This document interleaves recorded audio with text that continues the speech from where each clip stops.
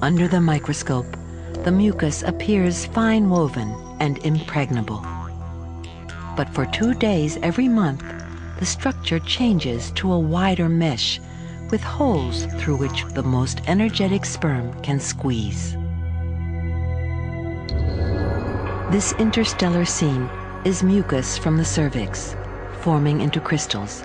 At her most fertile time, a woman's internal mucus can become a microscopic work of art. Outside the body, the mucus dries into beautiful fern-like patterns.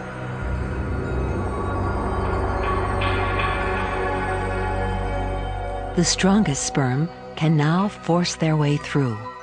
The mucus cleans off any bacteria they may carry. At this time of the month, the mucus also provides a safe reservoir for sperm. They can survive here for 48 hours.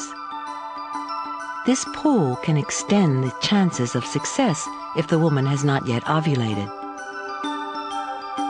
The woman's excitement also helps the sperm.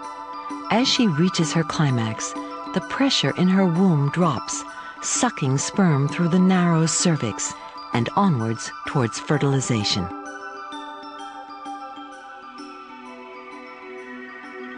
And there's good reason for this urgency. The egg may only have a few hours left to live. Inside the womb, the survivors form a pack to assist each other as they climb upwards against gravity.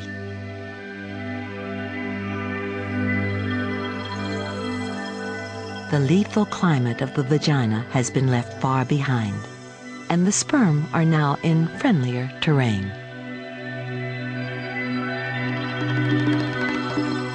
The wall of the womb is secreting nutrients, preparing to receive a fertilized egg. It also helps the sperm. As they take a break on the womb's lining, they are being armed with powerful enzymes to penetrate the outer shell of the egg. Now they've reached the final hurdle, the entrance to the fallopian tubes. Fewer than 1% get this far. They're faced with a choice, which tube to enter. Only one has an egg, and half the sperm get it wrong. The sperm that make the correct choice may just be lucky, or the egg may be sending out a chemical signal to guide them on their way. The pulsing walls of the woman's body assist sperm on the final leg.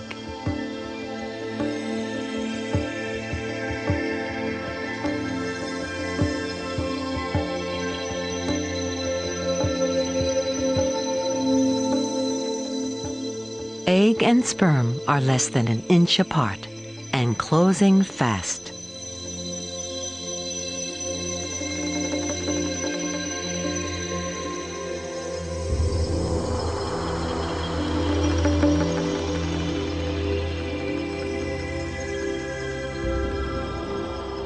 Only about 100 sperm eventually reach the egg.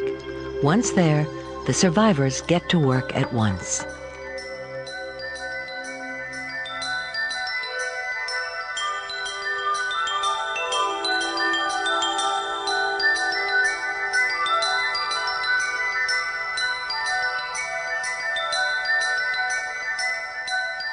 The sperm frantically try to bore their way in through the outer shell.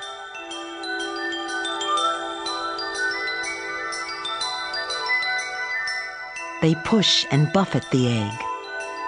But only one sperm can be successful. In this marathon, there are no prizes for the runners-up. The successful sperm binds to the egg's surface. An explosive charge of enzymes in its head bores through the shell.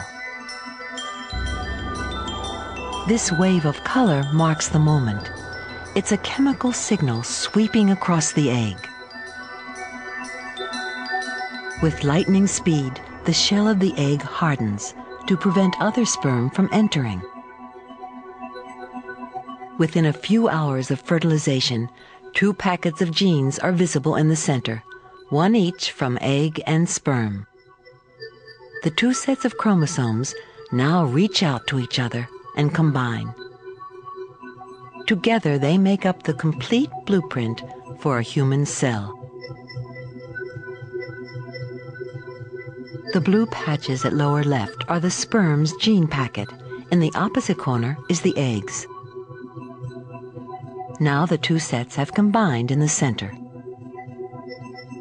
It's the signal for the egg to start dividing. Chromosomes pull apart, and the egg splits into 2 cells.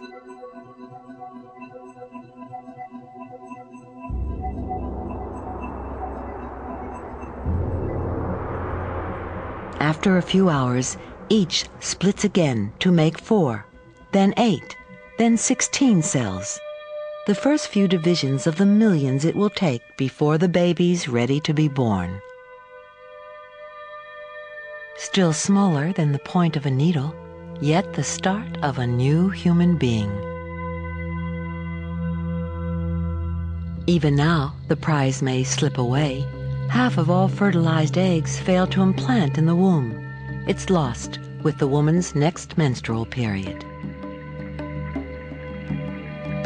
But if they've been lucky, by day 7, the embryo is already burrowing into its mother's womb. A new life begins.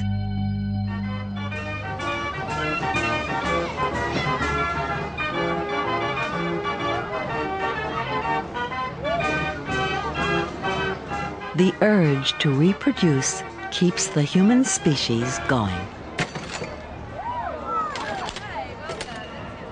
We may not be a match for some other animals in the reproduction stakes, but being less fertile could be an advantage.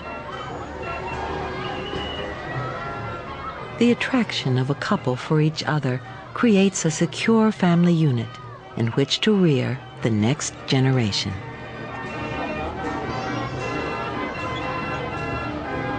The human body has evolved to keep the species going and to give us pleasure as we do so. And the beginning of every life seems like a small miracle.